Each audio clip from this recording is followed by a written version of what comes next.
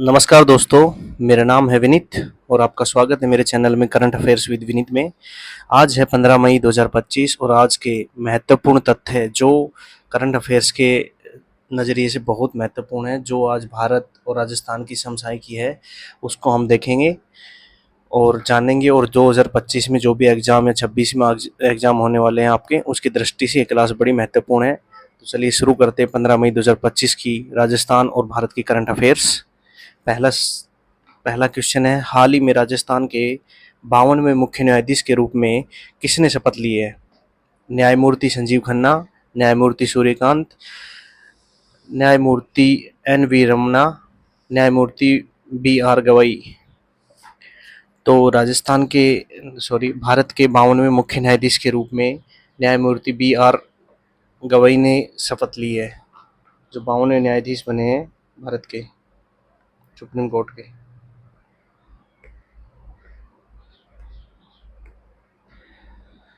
इसके महत्वपूर्ण तथ्य देखते हैं। 14 मई 2025 को राष्ट्रपति द्रौपदी मुर्मू ने राष्ट्रपति भवन में न्यायमूर्ति भूषण राम कृष्ण गवई को भारत के 52वें मुख्य न्यायाधीश के रूप में शपथ दिलाई। वे भारत के पहले वे भारत के पहले बौद्ध और 2007 में रॉबर्ट के जी बालाकृष्णा के बाद दूसरे अनुसूचित जाति दलित समुदाय के आने वाले न्यायाधीश बने। उन्होंने मुख्य न्यायाधीश संजीव खन्ना के 13 मई 2025 को सेवानिवृत्त होने के बाद उन्होंने उनकी जगह ली। वह 23 नवंबर 2025 को सेवानिवृत्त होंगे।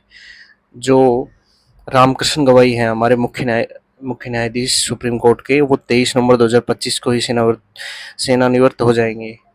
और राष्ट्रपति ने संविधान के अनुच्छेद 124(2) के तहत नियुक्ति की है। जो मुख्य न्यायाधीश की नियुक्ति होती है वह संविधान के अनुच्छेद 124(2) के अनुसार होती है। सभी दोस्तों को मैं बता दूं, ये जो क्लास आपकी करंट अफेयर्स की हो रही है, सभी राजस्थान के ऑल एग्जाम्स के लिए महत्वपूर्ण है। रीट हो, सेकंड ग्रेड हो, फर्स्ट ग्रेड हो, जो भी हाल का फोर्थ ग्रेड हो, जो फोर्थ क्लास की वैकेंसी है, उनके लिए सबके लिए महत्वपूर्ण क्लास है ये, जो राजस्थान के एग्जाम्स में ज़रूर आएगी। क्योंकि करंट अफेयर्स का महत्व हर राजस्थान के एग्जाम में शायद 10% का तो है ही। 100 सवाल आते हैं तो 10 सवाल उसमें से आते हैं, 10% मान के चलिए।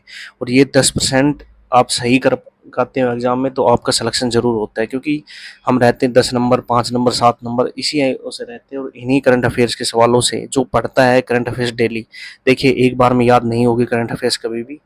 जो डेली रेगुलरली पढ़ेगा, बार बार रिवीजन ना करने से भी कोई दिक्कत नहीं, लेकिन एक बार 1 घंटा डेली देगा, उसके वो रिवीजन क्लास के रूप में हम वीकली करवाते हैं, फिर 15 दिन में करवाते हैं, फिर मंथली करवाते हैं, और डेली रिवीजन भी करवाते हैं 2 बार। तो वो सवाल कहीं भी नहीं जाता, आपको याद हो जाता है आराम से। तो डेली करंट अफेयर्स की क्लास जरूर लें, उससे ही आपकी करंट अफेयर्स मजबूत होगी। और केवल 1 घंटा, हम आने वाले टाइम के अंदर स्टैटिक जीके भी इसमें ऐड करेंगे साथ के साथ में, और फिर ये क्लास और महत्वपूर्ण बन जाएगी। मतलब आपको मटेरियल लगभग राजस्थान के एग्जाम्स के 50%, 50 नंबर का मटेरियल हम एक क्लास में 1 घंटे में आपको दिया करेंगे, डेली का डेली, रिविजन क्लास के तहत भी। अगला प्रश्न देखते हैं, हाल ही में संघ लोक सेवा आयोग का नया अध्यक्ष किसे चुना गया है? यूपीएससी की बात हो रही है। यूपीएससी का अध्यक्ष किसे बनाया गया है? रामप्रसाद, वीरेंद्र सिंह, सत्येंद्र शर्मा या अजय कुमार? तो ये अपने अजय कुमार को बनाया गया है। अगला महत्वपूर्ण तथ्य, पूर्व रक्षा सचिव अजय कुमार को संघ लोक सेवा आयोग, union public service commission, UPSC का नया अध्यक्ष नियुक्त किया गया है। वे प्रीति सूदन का स्थान लेंगे, जिनका कार्यकाल 29 अप्रैल को समाप्त हो गया था।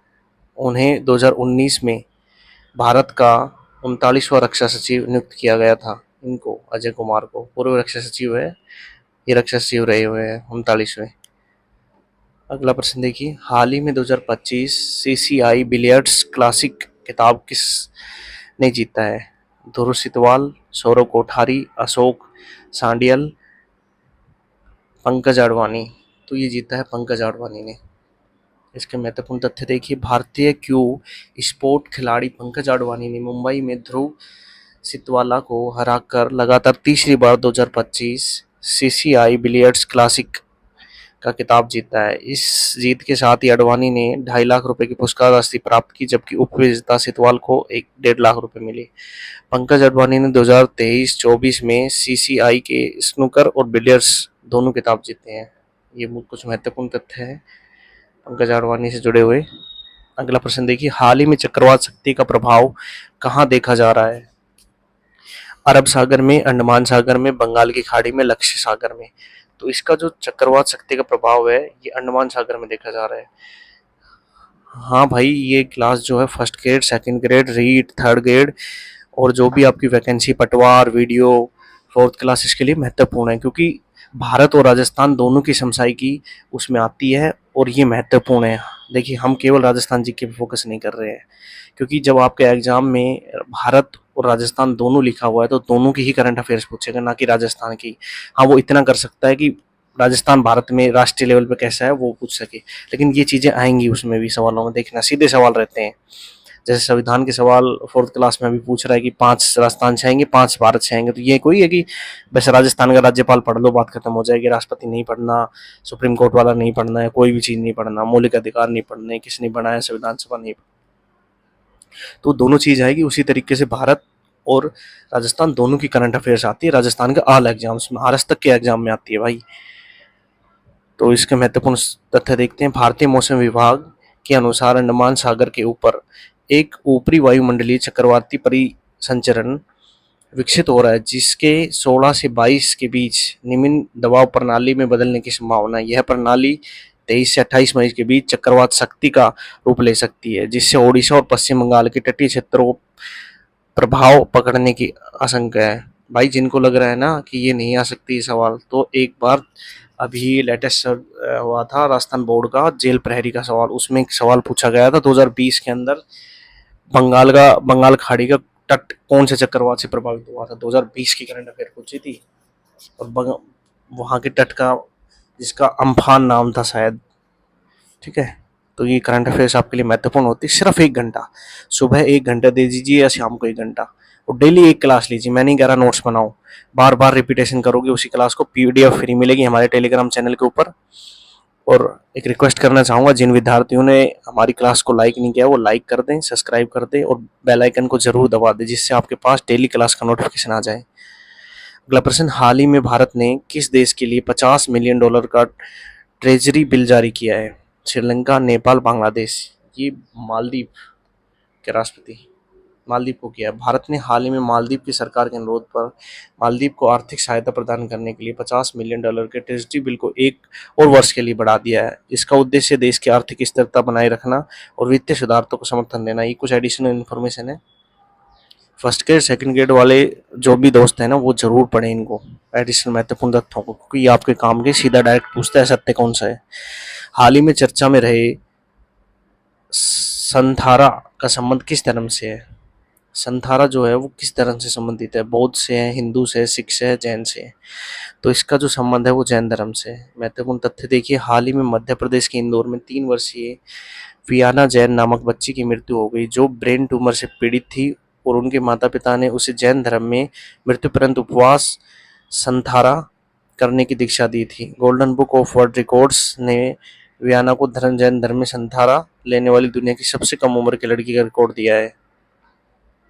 संथारा जो जैन धर्म की थी, सबसे कम उम्र की, और इसको महत्वपूर्ण इसलिए बन जाता है, gold book of the award records में इसको शामिल किया गया है। हाल ही में भारत के पहले 3 नैनोमीटर चिप डिजाइन केंद्र का उद्घाटन कहाँ किया गया है? हैदराबाद, पुणे, नोएडा और बेंगलुरु, चेन्नई और कोलकाता, मुंबई और अहमदाबाद। तो इसका जो उद्घाटन किया गया है वो नोएडा और बेंगलुरु में किया गया है। महत्वपूर्ण तथ्य देखिए, 13 मई 2025 को केंद्रीय इलेक्ट्रॉनिक्स और आईटी मंत्री अश्विनी वैष्णव ने नोएडा और बेंगलुरु में Renesas electronics India private limited के 2 अत्याधुनिक सेमीकंडक्टर डिजाइन केंद्रों का उद्घाटन किया है। ये केंद्र भारत में पहली बार 3 नैनोमीटर चिप्स के डिजाइन पर कार्य करेंगे। तो ये कुछ एडिशनल इंफॉर्मेशन है इनके लिए। हाल ही में चर्चा में रही आकाश तीर वायु प्रणाली किसने विकसित की है? रक्षा अनुसंधान एवं विकास संगठन, Bharat electronics limited, Tata advance system, Hindustan aeronautics aeronautics limited, aeronautics limited, aeronautics limited ने। तो ये क्या है, भारत इलेक्ट्रॉनिक्स लिमिटेड ने। इसका राइट आंसर। महत्वपूर्ण तथ्य, भारत में इलेक्ट्रॉनिक्स लिमिटेड पाकिस्तान से हाल ही में एक ड्रोन हमलों के दौरान भारत की एआई संचालित संचालित पूरी तरह से स्वचालित आकाश तीर वायु प्रणाली ने भारतीय हवाई में घुसपैठ करते हुए खतरों को प्रभावी ढंग से बेअसर किया। आकाश तीर एक आधुनिक स्वचालित वायु रक्षा नियंत्रण और रिपोर्टिंग प्रणाली है जिससे भारत इलेक्ट्रॉनिक्स लिमिटेड ने मार्च 2024-23 में हस्तांतरित कर 1982 करोड़ अनुबंध के तहत स्वदेशी रूप से भारतीय सेना के लिए विकसित की थी। यह विभिन्न रडार सेंसरों को एकीकृत करके एक संग्राम वायु चित्र प्रदान करती है जिससे सेना को वास्तविक समय में हवाई खतरों की जानकारी मिलती है। अगला प्रश्न, हाल ही में भारतीय 6G 2025 अंतर्राष्ट्रीय सम्मेलन और प्रदर्शनी का तीसरा संस्करण कहाँ आयोजित किया गया? मुंबई, हैदराबाद, नई दिल्ली, बेंगलुरु। तो इसका जो संस्करण आयोजित किया गया नई दिल्ली के अंदर। महत्वपूर्ण तथ्य देखिए, भारत 6G 2025 अंतर्राष्ट्रीय सम्मेलन और प्रदर्शनी का तीसरा संस्करण 14 मई 2025 को नई दिल्ली के होटल ले मेरिडियन में आयोजित किया गया। यह आयोजन भारत सरकार की 6G मिशन पहल के तहत आयोजित किया गया। डॉक्टर चंद्रशेखर पेमसानी, संचार और भारतीय विकास राज्य मंत्री, सम्मेलन को संबोधित किया। और भारत ने 6G विजन का लक्ष्य 2030 तक भारत को वैश्विक 6G नेता के रूप में विस्थापित करना है। ये इसकी एडिशनल इंफॉर्मेशन। और अगला प्रश्न है आपके सामने, पूरी तरह से सौर ऊर्जा से संचालित होने वाली देश की पहली विधानसभा कौन सी बनी है? महाराष्ट्र, गुजरात, दिल्ली, कर्नाटक। तो ये आपकी दिल्ली बनी है। उपराज्यपाल विनय कुमार सक्सेना और विधानसभा अध्यक्ष विजेंद्र गुप्ता ने दिल्ली विधानसभा परिसर में 500 किलोवाट के सौर ऊर्जा संयंत्र की आधारशिला रखी जिसे दिल्ली विधानसभा भारत की पहली पूर्णतः सौर ऊर्जा संचालित विधानसभा बन गई। विधानसभा भवन के ऊपर 3250 वर्ग मीटर का क्षेत्र जैसे पैनलों से ढका हुआ है। ये कुछ एडिशनल इन्फॉर्मेशन है। ये राजस्थान करंट अफेयर्स के शुरू